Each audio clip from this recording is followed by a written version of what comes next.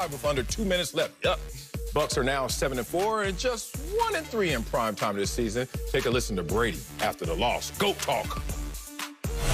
You know, nothing's been great to this point. We've had some good wins, had some tough losses, and you know, everything's about 1 week here in the NFL, and we're gonna have to go play really, really well against a great football team next week.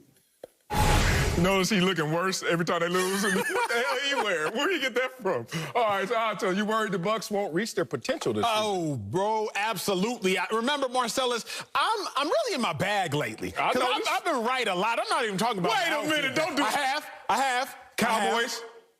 Look, we're talking about the Bucks right now. Oh, okay, I'm in my bag right now about my Browns. I'm in my bag about my Bucks. I'm in my bag about my Saints. I said the Saints were going to be hot. They are. Let's get to these Bucks, though. They're not going to reach their potential, and I've been saying it. First off, let's talk about this. Primetime games.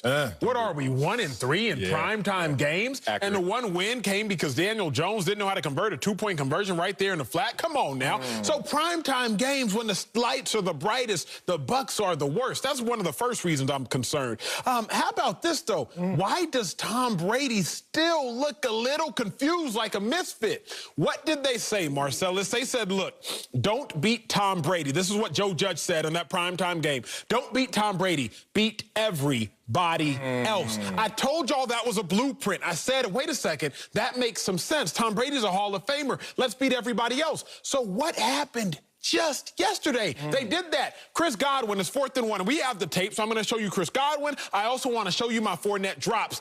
You don't have to beat Tom Brady. You just have to beat everybody else. It's 4th down and 1. Tom Brady rolls out. He has Godwin there. Give me that. What happens? Chris Godwin, he gets tripped up trying to run that flat route because his receiver right there gets jammed up, Mike Evans. Just beat everybody else. You ain't got to beat Tom Brady. What did I say that? I said that after Joe Judge had said it. I said, oh, that's a blueprint. There's something there. How can we still continue to think the Bucks are going to reach their potential when they've shown us they will sputter? They lost the first game of the season. They won the next 3. Then they lost again. They won the next 3. Then they lost again. So I said, Marcellus, they need to win the next 3, but they're facing the Panthers, the Rams, the Chiefs. They weren't about to win those next 3. They would be lucky if they win 1. They got their 1 against the Panthers, or you just lost to the Rams. You got the Chiefs coming up. I am worried about the Bucks reaching their potential, and in fact, I don't think they will. No, I'm not worried. It's interesting that you're worried about a team that already has matched their win production already at this point in the season, 11 games in, that they did all last year, all 16 games. 7 wins last year, 7 wins and counting this year. This is a team that I see that is learning their way. As they learn their way, they're going to be ups and downs. Acho, they're called growing pains, and there's no gain without a little pain. You're going to feel it. I had Oscar Slaughters. You know about Oscar Slaughters with the knee issue? It's basically an alarm, alert to your body. You about to grow, big dog. I'm sitting there in high school. No girls think I'm cute. Look at your little dusty butt. I'm 5'6", 128 or something like that, but them knees start hurting, and I start rubbing them. People are like, dang, dog, you're too young to be having bad knees already. You ain't done much in life. And all of a sudden, you see me next time, I'm 5'8". You see me again, I'm 6 feet. You see me again, 6'4", 280. What it do? NFL draft choice. That's how this goes. Respect the process. That's what's happening. And that's when the lady started checking for you? No, as soon as I put that chain on, it was a wrap. They knew who was in the building after that. I spent my money. Here's the thing.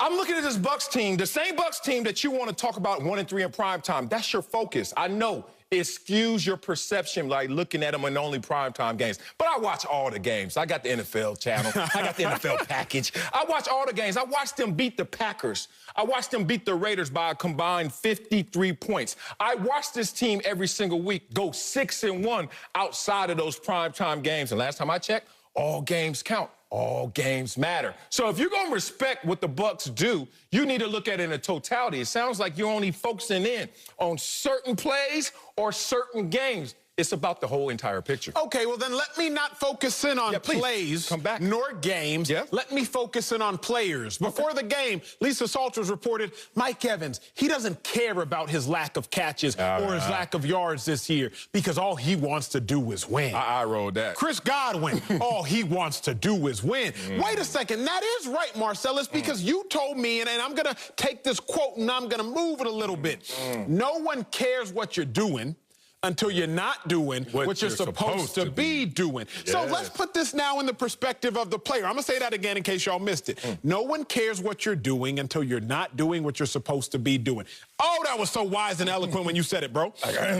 These players, Mike Evans, Chris Godwin, they don't care about their personal goals until the team is not doing what it's supposed to be doing. Mike Evans, he's done with his guaranteed money, but he's a future Hall of Famer, says Tom Brady. He don't care about his personal goals. They reported that last night until the team ain't doing what it's supposed to be doing. Chris Godwin's in a contract year. Oh, but he's struggling. Last year, he had 1,300 yards. This year, about 400 and change. He doesn't care, though, about his personal goals until the team is not doing what it's supposed to be doing. Let's talk about Scotty Miller.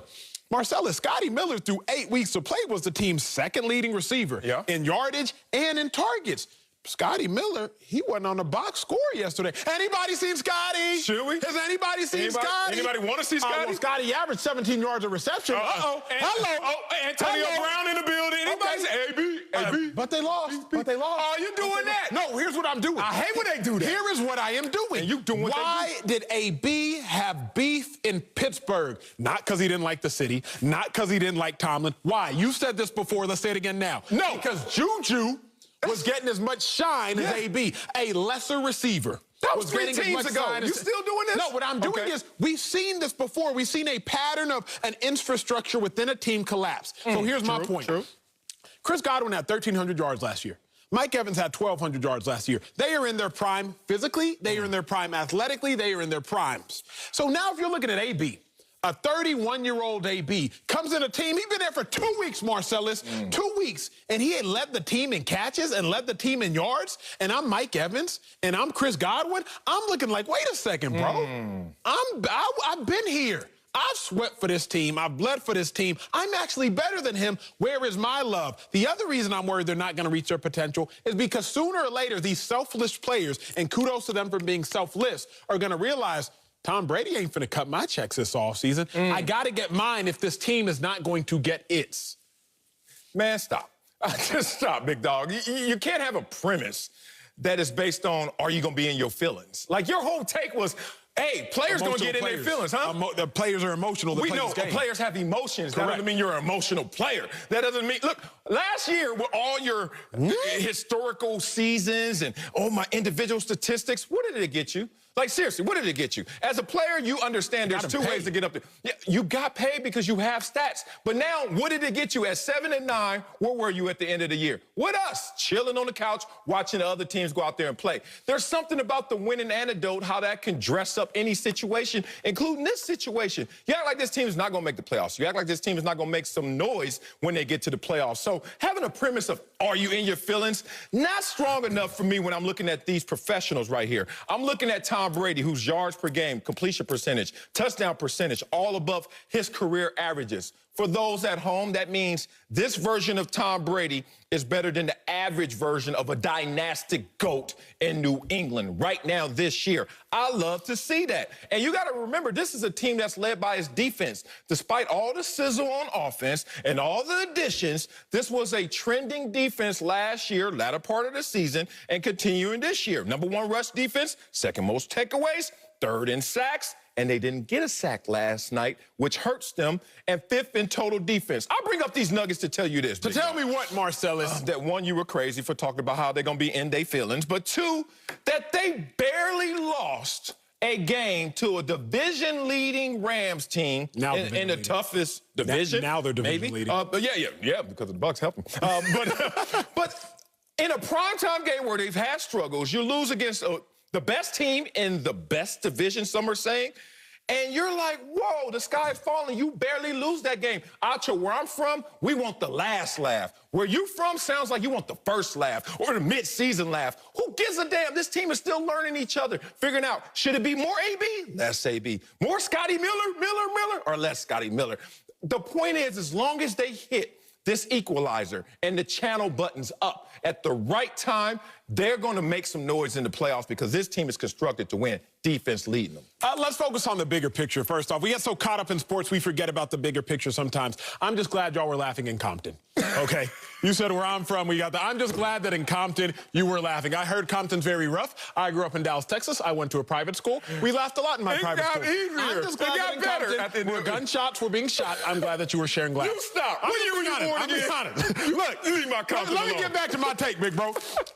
Tom Brady, he's lived his life, and he's shown us recently he isn't his feelings. When he wins, oh, my gosh, oh, let me come shake your hand. Oh, let me come hug your neck. Oh, yes. Aaron Rodgers, it was so good to see you when I won. But when he lost to Nick Foles, oh,